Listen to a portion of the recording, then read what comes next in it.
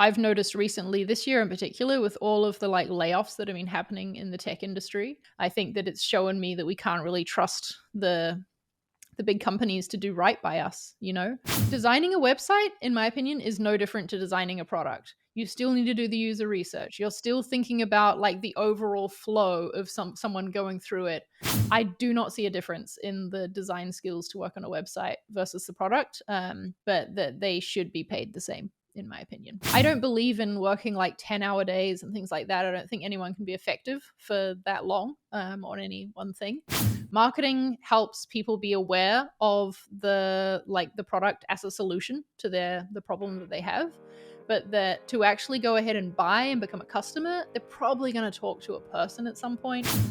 Hello, everybody. Welcome back to the Design Convo podcast. I'm Shakthi Hari. I come from a non-design background, and I wish it was easy for me to go through the transition of becoming a graphic designer, let alone taking that leap of faith to decide to get full-time into a completely different field. I wish I knew some of the things that I know now, and I really wish I knew that I could have reached out to people to learn the ins and outs of how the industry functions. I thought, I could be that person who can answer or help get the answer for the people who are starting as designers now. And that's the story of the Design Convo podcast. So we are going to be interacting with interesting creative individuals from, full-time freelancers to creative directors of tech firms, people who do the best of branding to people who excel at the process and operation side of things, and people who, design experiences to people who run marketing campaigns. So we're going to talk to them all. And for today's episode, we have Charli Prangley, who's a designer, a content creator, a speaker, a writer, and a mentor. So she's currently a creative director at Convertkit, which is a marketing hub for creators to build a community and monetize by selling digital products and subscriptions. Charli is also a design YouTuber with over 200,000 subscribers, and she creates a lot of digital content about her life as a designer. She hosts the podcast show Inside Marketing Design, and she also co-hosts the podcast show The Design Life, along with a fellow designer.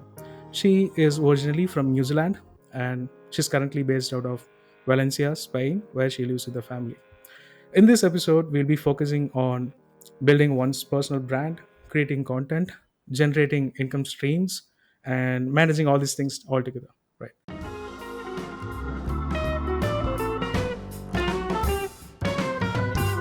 The Design Convo podcast. So, welcome to the show, Charli. Thanks for joining us today. Thank you for that warm welcome. I always love hearing what other people say to introduce me, so that was really fun. Thank you for making me sound good. Let me jump directly into the questions. I have a lot in them lined up. Yeah. So, how would you describe when someone asks you what you do for a living? I first would lead by saying I'm the creative director at a tech company. So I'm responsible for building our brand and all of the creative assets that go into promoting the company and the product. And then I also say that I run a business where I help designers to level up in their careers. So I consider all of the content and the things that I'm doing on the side to be a business. It took me a while to get to that point to really see it not just as little side projects here and there, but like, no, this is a proper business. It generates income. I have a plan. I have people helping, working on it. And yeah, it all just comes together under that one Charli Marie business umbrella. That's a great way to explain people what you do. Thanks for sharing that, Charli. And one thing I admire and envy about you is the way you're kind of creating a personal brand, right? And it's definitely not an easy thing to do. So, what, in your opinion, comprises of a personal brand, and how do you think people can create one around their personality and their career? Yeah. Well, I think that what you just said there, creating it around your personality and their career is really important because a personal brand is personal, right? It's in the name. And so it should always come from you first. And I think it's a little bit different from perhaps when you're branding a company and you're thinking more about the audience and the product and what the mission is of the company and expressing that through the brand. Whereas a personal brand really is expressing yourself and your vision, your personal mission, what you're trying to do in your career, what you want to be known for. And so we can make choices where like my brand is purple, my brand color, right? Everything that I do is purple. So is my hair. Like it's just my favorite color, and that's why I chose it. There's no other reason than that. So I think that's what's fun about a personal brand. But I do think that we can have a lot of success with a personal brand by being intentional with it and deciding what is the reputation we want to build, right? Because that's what a brand is like the perception that someone builds of a company, or in this case, of a person. And so that's what I'm trying to build is a brand that is known for helping people, for helping designers level up, for challenging them and giving them ways to grow in their careers outside of just improving the practical design skills, but like getting to know strategy and data and operating as a professional as well. So yeah, that everything that I do, the content that I make, I'm thinking about teaching on those things so that that's the reputation that I build with my personal brand. That's an amazing mission you have there. Thanks for doing that. Yeah. And Well, you're doing something similar, let's right?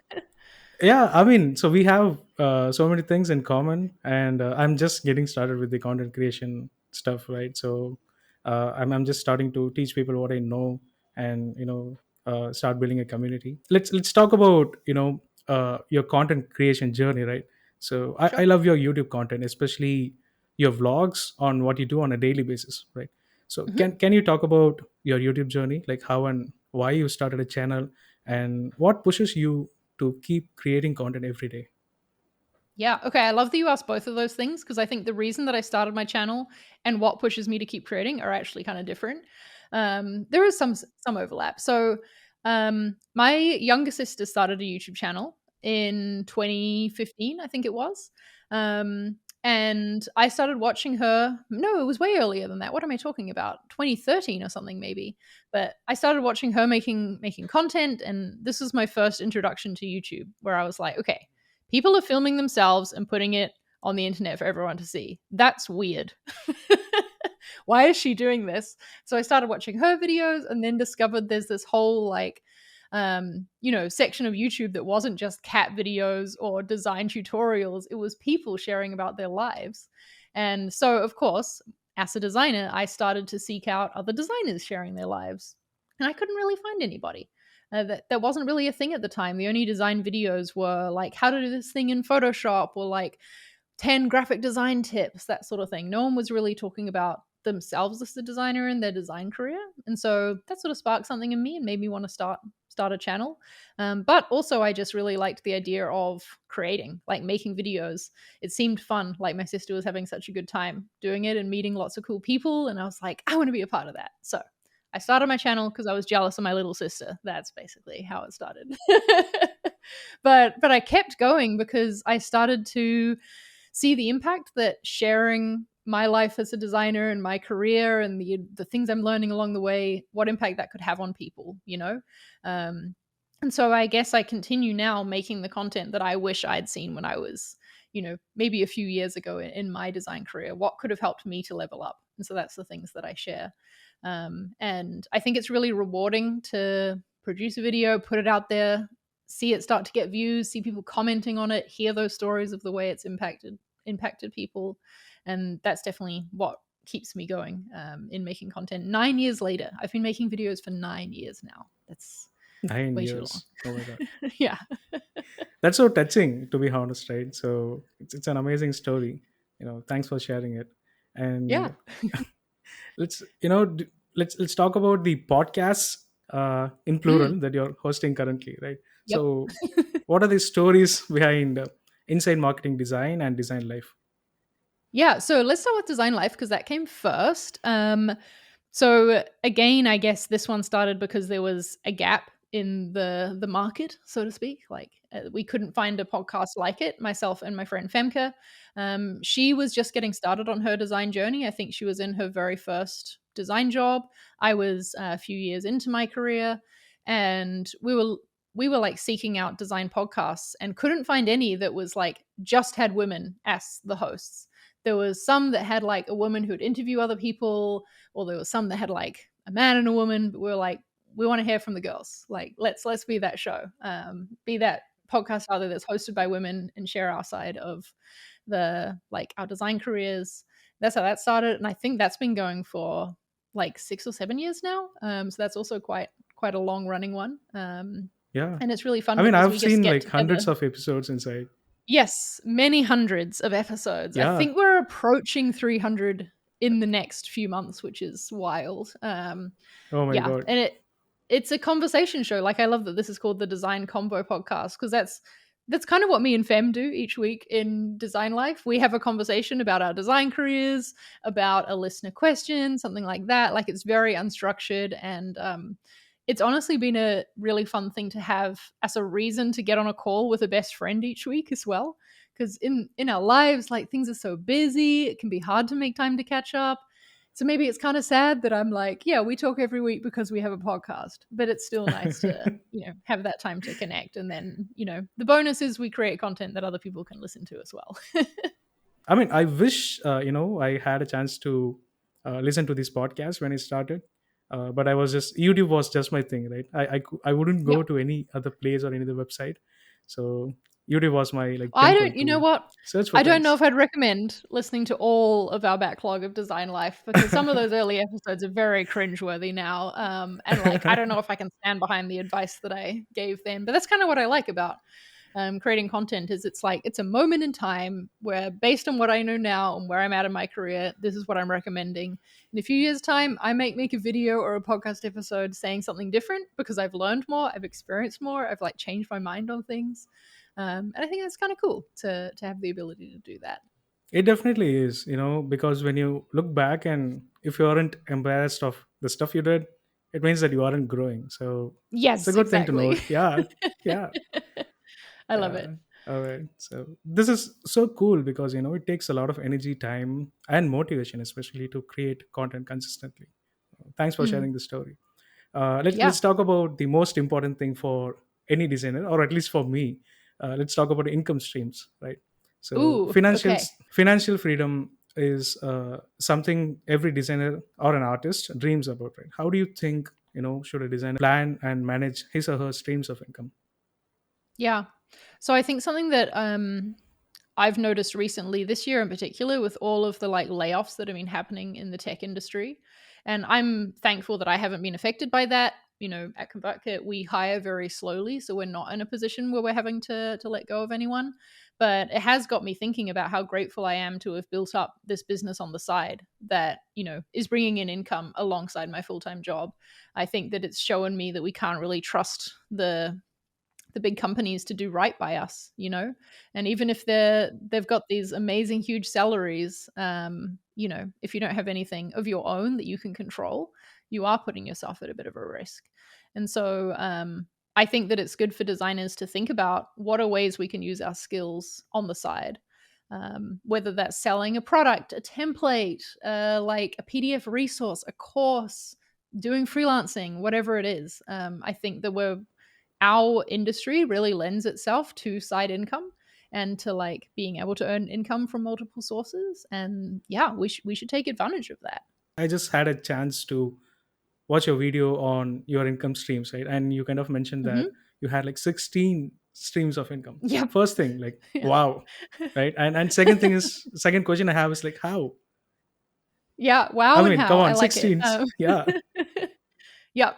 So that's the thing. I don't know how to phrase this without sounding weird, but I see making side income as kind of like a game or like a fun experiment because it is income on the side that I don't like need to cover my bills. I feel like I can take more risks with it or like try things out just because I'm interested in them and see if it turns out.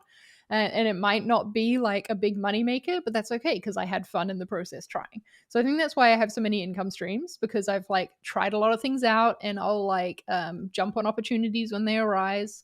Yeah, that's why that's happening. And honestly, I think probably that my side income as a whole could be higher if I decided to just focus on one or two, but that wouldn't be fun for me, so I don't. Okay. So you stick to all 16 because it's fun, though they are like not generating I like might even add 17 huge. or 18 this year. Shakti might be the number that I'm reporting in the next income report. All right. And I'll probably be looking forward to the new things that are being added. But definitely, Yeah. that's a nice way to put it out. Yeah. All right. So, and when you talk about income streams, especially uh, from the hustles that are not full time and that are not associated with any tech firms or full time jobs, right? So, building an Yep. audience around your work or content takes an enormous effort. Can you talk about Mhm. the process behind building a successful email list? Like maybe like a Yep. step by step guide for people to understand. Yeah. Yeah, so one thing I will say is that I have been doing this a long time, and so I don't recommend people go from 0 to 16 in income streams, like, at a time. I've been adding, like, 1 or 2 each year for a while now, and that's how I've built that up. And the same with the size of my audience. I've got an email list of about 16,000 people at the moment. The over 200,000 on YouTube, and again, that's been built up over time. So like, don't expect to get those numbers when you first start. It is possible, but it's not the norm. The way I would recommend you start an email list, and I love that you started with this because I do recommend it, especially with things like social media algorithms changing, and I don't know, is Twitter going to exist this time next year? Who knows? It can feel really dangerous to just build your audience on a platform you don't own, whereas an email list is something you own. So you kind of need to grow the audience on social, on YouTube, and things to get people on the email list. But that as the end goal is a great idea. The best way I've found is to offer something of value in exchange for someone's email address. If you run a newsletter that like has a good reputation, has good reviews, people are recommending it, then maybe you get people subscribing simply because they want your newsletter, they want to get your emails. But if not, or as well as, you can also offer resources. So like a PDF, free PDF resource that walks people through something like a guide in exchange for an email address. That's a great idea, especially for designers. You could give away like a free vector or something, and people just have to put in their email address to get it. That sort of thing is a really great way to go about building your email list. Always had this idea about selling Procreate brushes and handmade Mm, fonts and things like that. But it's just that I'm like a couple of steps away from setting up the platform, setting up the account, and getting started, like having a website or things like that. So, I guess I never started. I'll probably go back and start doing it. And you should start it, yeah.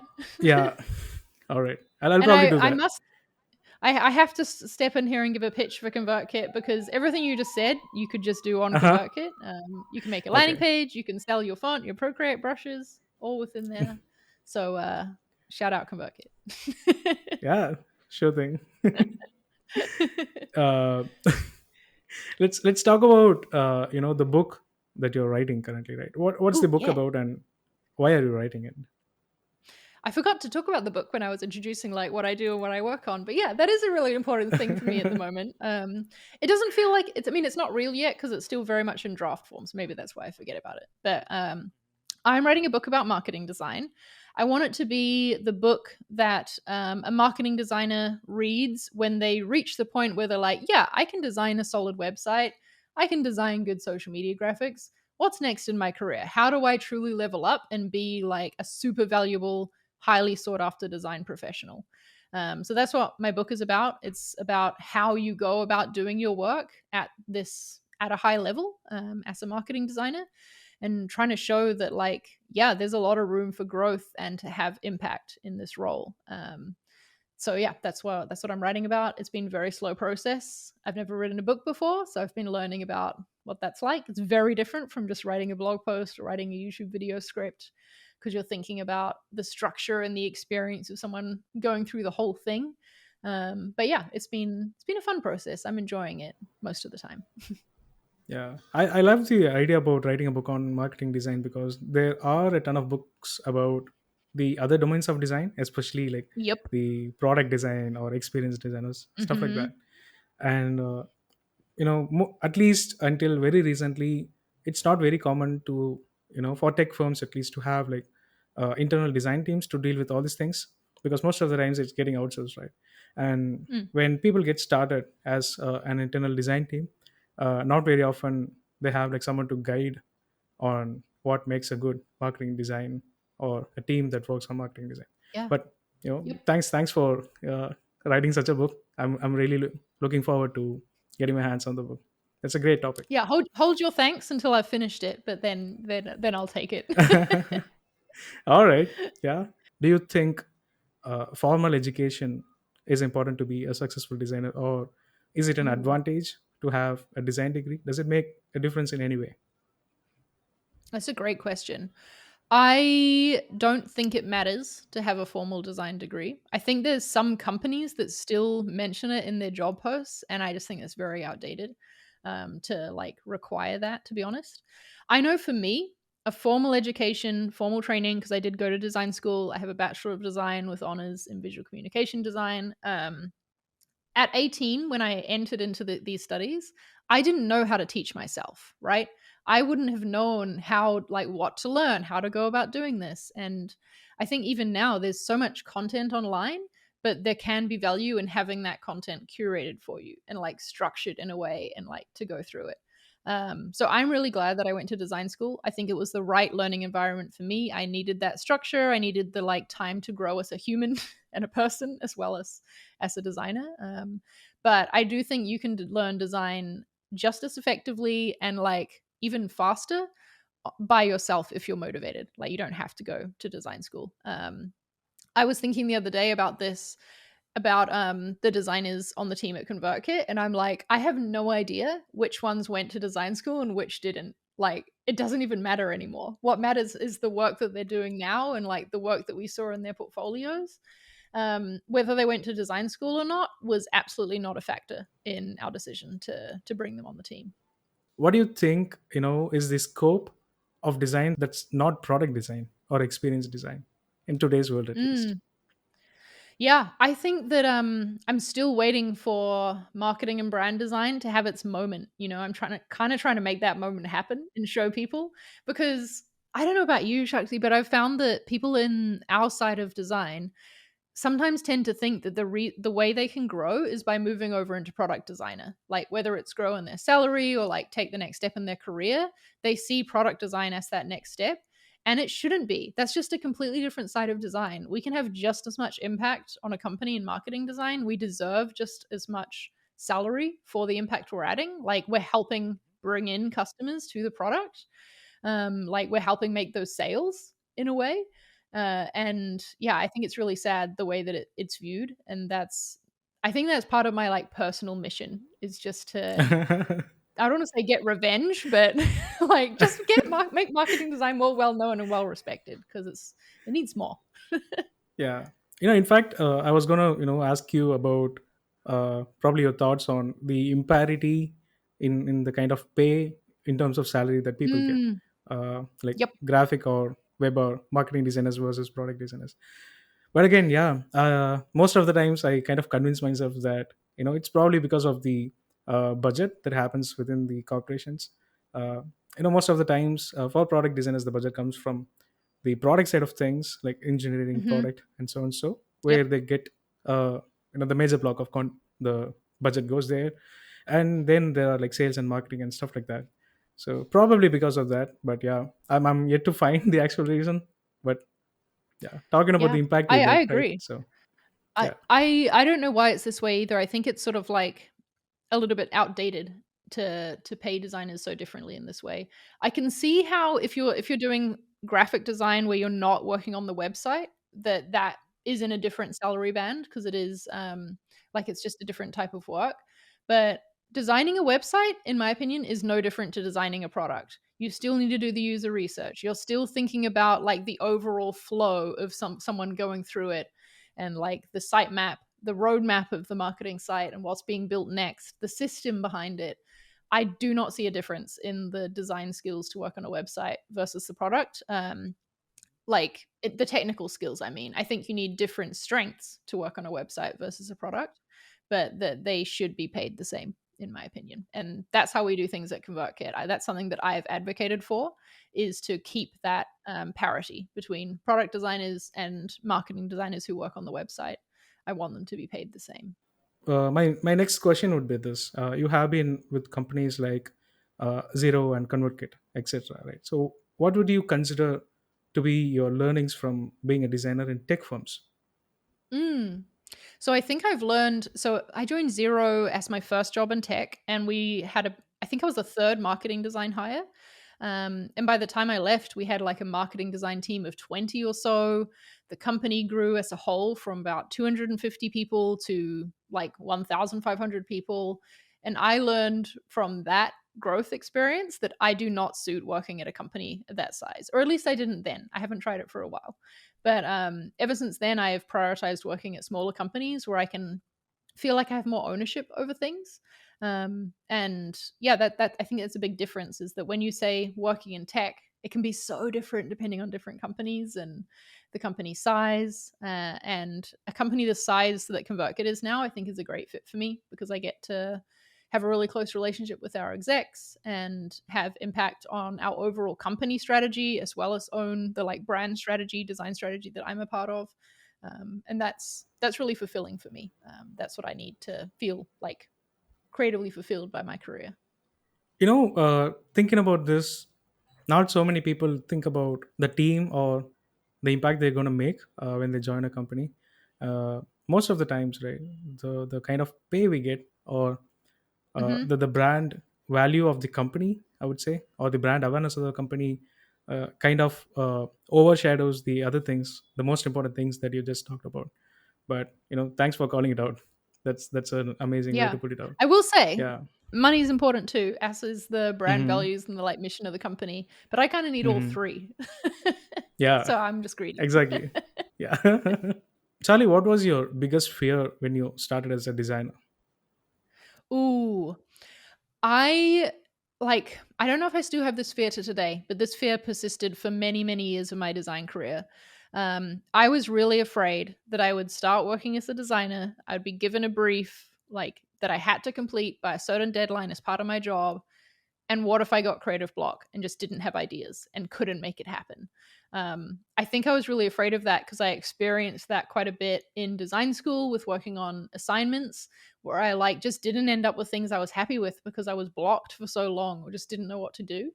And so getting started in my career, that's what I was really afraid of happening. I was like, what if I just can't create? What if the idea just doesn't come to my head? What do I do? And like, I'll be a failure. I won't be able to do my job because creative block doesn't really feel like something we can control.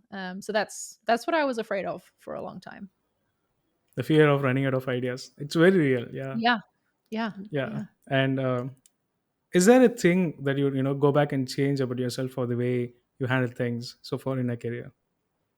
Ooh, I think that if I could go back to my past self, I would tell myself not to worry about getting things right based on other people's perspectives. I was like a total nerd in high school, also in university. I just cared about getting good grades, right? I was like, what do I have to do to get the A plus to get the top mark? That was how I went about things.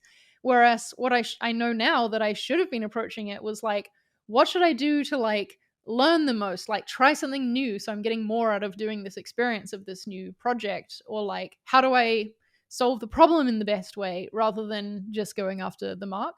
And I think early in my career as well, I just was like, how do I make something my manager's going to like?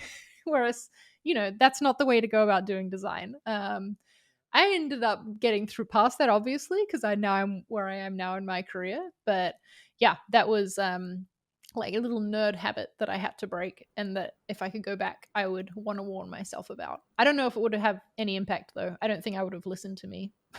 But hey, I could Okay. have tried. All right. All right. And you know which brings me back to this question, and this is the only question that I want to take away, or at Okay. least like majorly learn about in this episode. How do you find time to do so many things at once? How do you multitask? Yeah. So again, I will say that because I've been doing this for so long, a lot of it is habit now, or like I have solid processes in place because I figured it out. I also have help. Like I don't edit my own videos or my own podcast. I have a VA who handles like content uploading and things for me. So, I spend a lot of the money that I make on the side on paying other people to help me to produce all these things. So I'll say that.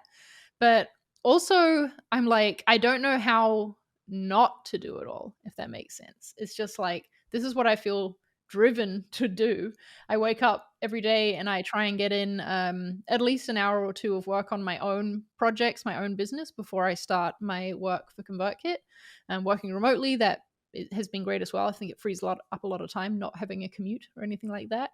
But that's how I tackle it. It's just like a few hours every day to move my own business forward. And like I almost see it as self-care in a way where I'm like giving time to myself before I give time to a company in the mornings. And so, yeah, that's how I do all the things. But I'm keen to answer more questions if you've got more specifics on this, because I know that was really Yeah, sure. general. Since you talked about spending a couple of hours and doing Hmm. your personal stuff, right? Like the personal side hustle. How many hours in a day do you think you'll be spending in working for ConvertKit, like doing creating things for Ooh, ConvertKit? I think I spend about 7 hours a day on ConvertKit stuff. I'm actually tracking my time this week, and I'm going to be making a video about how I spend my time as creative director. So stay tuned for that. But I think that much. I try, and I don't believe in working like 10-hour days and things like that. I don't think anyone can be effective for that long on any one thing. So yeah, 7 hours, maybe 8 to 9 in really busy weeks if there's a lot of projects on. But yeah, that. Do you kind of switch between your personal work and ConvertKit work and to and pro from Mm, this, or is it I just a used block to. of like 7 hours? Okay. Yeah, I used to do a lot more switching and have things be a bit more flexible. Like this video that I said I'm going to make about tracking my time. I actually made a blog post a couple of years ago where I tracked my time and like showed how I spend my day as a marketing designer. Um I think it's going to be really interesting to compare, because I used to like start every day by checking in on Slack and like seeing what was happening in work, then go off and do some side project stuff, then go back to work, back to side projects, and like flip between it more. But I don't think that was very effective. Firstly, I think that checking Slack first thing in the morning and then also working until 8 p.m. at night on my ConvertKit work was putting me in work mode for way too long of the day. Like as soon as you check your emails, your work emails, or your work Slack or whatever, your your mind starts thinking about work. I mean, it's hard enough to not think about work for me anyway. In even when I'm not checking emails in Slack, but checking it is like actively putting your mind in that space. And so now I'm trying to build healthier habits around keeping mornings to be my own time where I can do my own thing. Make a coffee, eat breakfast, chill a little bit before I get into the ConvertKit work for the day. So I have been trying to make it more of like a chunk. So like personal work fixed and then move on to ConvertKit work. Yeah, that's nice actually. So I kind of try to segregate these things like completely. There's a like hard stop between these things, Yep. and I struggle a lot with switching off the thoughts about the other side when I'm on this side. Right, from Yeah. when I start my day, I start working on my personal design stuff, and Hmm. things about work keep popping up in my mind, and it Yep. happens the other way around when I switch to work time. It's Yep. something I've been working on, but yeah, thanks for sharing this. Yeah, I mean, Uh, the same thing happens for me. You're not alone in that, Shakti, for sure. all right, and you talk a lot about the business side of design, right? And Hmm. how important do you think are the designers in the real world, like especially when we come across things like the war happening in the world currently? How Mm. relevant do you think are designers in the modern world? I think sometimes we can overinflate the like value of design in something like the war on Ukraine, for example, that you mentioned. Um, I don't know. I remember that happening a lot at university, that people would think like, "Oh, this is the way I'm going to add impact, is to like make a poster about this big world event that's happening." And it's like, yeah, that's valuable for bringing awareness to something. We can use visual communication to fill people on an issue, make something stand out. We can have an impact in that. But let's be honest, that's like not the biggest impact that we can have on the world as a whole. Like there's people doing way more important stuff than we are as designers. So I don't know. I like to. I think it's something that our VP of product says at ConvertKit when we're like stressing over something that's design related or product related. She's like, "Come on, we're not saving babies here." And I'm like, "That's a good point." Like, let's just like put things in context of the work that we do. I mean, it's important. We're building a business. Design absolutely contributes to a business and is essential for for businesses to run and to attract new customers and things like that. But we're not saving babies at the end of the day. Yep. I love the honesty. Thanks for sharing it. And who are some of your favorite designers and why? Ooh. So the person who's been my design like role model for a very long time, and I'm like kind of embarrassed to say this now because I'm like, what if she hears me someday say this? But Jessica Heish is she's a lettering designer and illustrator, and I just think she's really freaking cool as well. Like she's been my inspiration for side projects in a way because I just saw her tackling things like trying things, making up projects, doing them for herself, which I think is really awesome. And I mean, I'm not a hand letterer or an illustrator, so maybe it's weird to have me say her as my I love her inspiration. But works. I've been reading a book. yeah, There's a book yeah, about lettering. I just have it there. yep, It's called In nice. Progress. Yep, I have Yeah, it too. It's on my yeah, shelf back there. yeah, yeah. I really hope she hears about this and Oh, about you don't! being a It'd be fan of so her. Yeah, yeah. embarrassing. Yeah. Do you want to suggest any content that you think might be helpful to the listeners? It can be a book or podcast, documentary, anything. Ooh, yeah, okay. My favorite design, quote unquote, book that I recommend to everyone is called Steal Like an Artist by Austin Kleon. Mm-hmm. Have you read it? Mm-hmm. Yeah, I've You got that one on your shelf too? Great. I I I love this because I think that it can help designers to like just be more creative in general, because it's a book that talks about gathering inspiration from different sources and how you can sort of combine these different sources of inspiration as well as the ideas that seeing something sparks in your own head to create something new, and how that's how an artist steals from other artists. I just love the concept. I love the way it's explained. And so that's a little book that I always recommend. And I've gifted it to a lot of people as well. It's always one that I gift to people who are, in my circles who are embarking on a new design career. yeah, that would make a great gift. What are your hobbies, Charlie? What do you do when you're not designing? Yeah. Not much is the honest answer. I feel like I need more hobbies because every time I start something new, my mind is like, how do we monetize this? How do we make this part of the business? But every now and then I'll play my electric piano. I like to learn new songs. I like to dabble in playing video games every now and then too, either by myself or like co-op with my partner. I really like to travel, so I feel like I'm always planning a trip somewhere. That's kind of like a hobby for me, is like researching the place and picking a hotel and things like that. I find it really fun. And yeah, traveling in general is really fun. What else? I like to go for walks, go for hikes, get out to nature when I can because I live in the city, and so I'm like starved of greenery a lot of the time. And so that's really fun.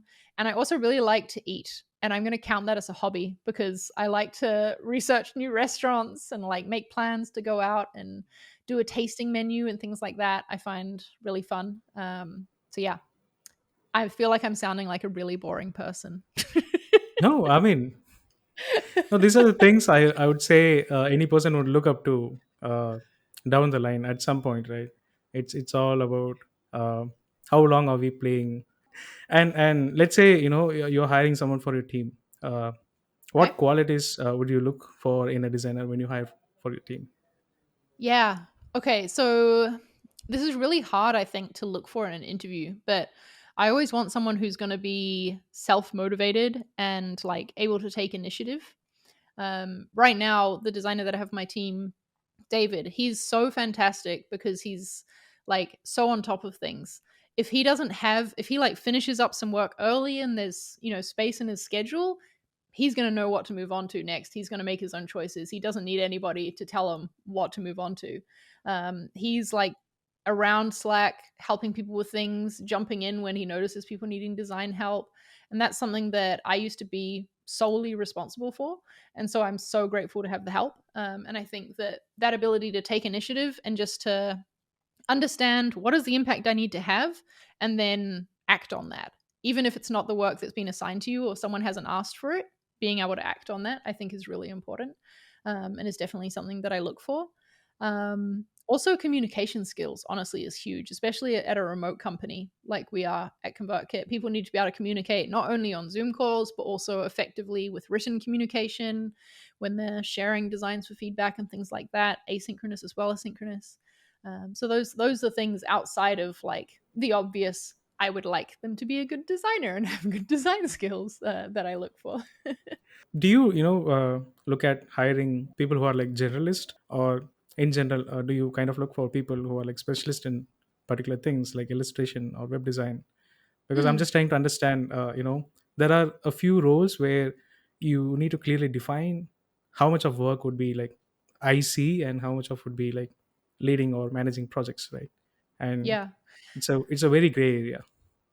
Yeah, and I think the stage of company we're at now at ConvertKit, we still need people who are generalists in a way as designers. On my team, at least. I mean, I only have one. There's only one designer on the team aside from me on the marketing design side, but because we are a small team, that means we need people who can jump in on whatever needs to be done, whether that's managing and art directing, giving feedback, or doing it themselves. I think that's really important. I think it'll be a long time before we can hire someone whose like only role is to do illustrations, for example. I just can't imagine that right now. Um, but what I look for when hiring is I think even if someone's a generalist, they can have a concentration in a certain area, right? I like to think of it as a V-shaped skill set where maybe you go deep on one thing, like web design, for example, but you've also got strengths in animation or illustration or these other things that sort of like support that center point of your skill set. And like I look for ways we can add to the team and not hire someone who has the exact same strengths as me, for example. So David, for example, he's such a great systems thinker. He actually has a product design background, and so it's really cool to see him bring that into marketing design work. And like the way he thinks about our design system, for example, he's so much more organized with his thoughts than I am. And it's just, yeah, he's adding so much value there. And I know that that's what is going to be needed to get the system built, because his skill set like overlaps with mine, but he's stronger in areas where I'm weaker, and vice versa. Since you have been leading and managing teams and projects for a long time now, what do you think, or what qualities do you think should a manager have in order to be like successful and be efficient with people at least? Mm. Ooh, that's a good question. I think I've found that what my team has appreciated in me, I've heard this feedback from them, is the ability to know when to like give clarity, tell someone this is what I need you to do, and when to like actually just ask questions and help them figure out the answer for themselves. Um, like if there's a tight deadline, everyone is stressed, they're not sure what to do, and they need someone to come in and just like give clarity, I can be like, let's work on this next, and just like give a directive. And then everyone's like, okay, let's just focus on this thing and go for it. But if we've got a little bit more time and people are like, I don't know where to start next, what should I do? I can say, well, where do you think we should start? Like, what do you think needs to be done next? And then they sort of like answer it for themselves. And often they come to the same conclusion that I would have. But it's just like helping them find the way there. I think that's what I've learned is a strength in being a manager, and it's like a skill I've been working on improving, like when to ask questions and when to give directives. Yeah. That's a great point. Since we have worked with companies like Zero, where it's focused on Hmm. B2B, and right now you work as a creative director at Convertkit, which is mostly a B2C, I believe. And Yeah. Yeah. what do you think, are the differences in terms of the approach to design, in terms of the way we operate as designers? Mm. I really love working at B2C companies because I think that we can honestly have more impact as marketing designers, where like the marketing website itself can be a salesperson. It's like a salesperson that's automated, that we're designing their like interactions and communication, and taking people through the flow. I find that really fun. I think in B2B, a lot of the times marketing helps people be aware of the product as a solution to the problem that they have. but that to actually go ahead and buy and become a customer, they're probably going to talk to a person at some point, to like a salesperson, or like maybe it's at Xero, for example, accountants would actually create accounts for their clients. So the accountant would be recommending Xero. That there's, I don't know, marketing design is definitely still a support in those cases, absolutely. But I find B2C more fun personally.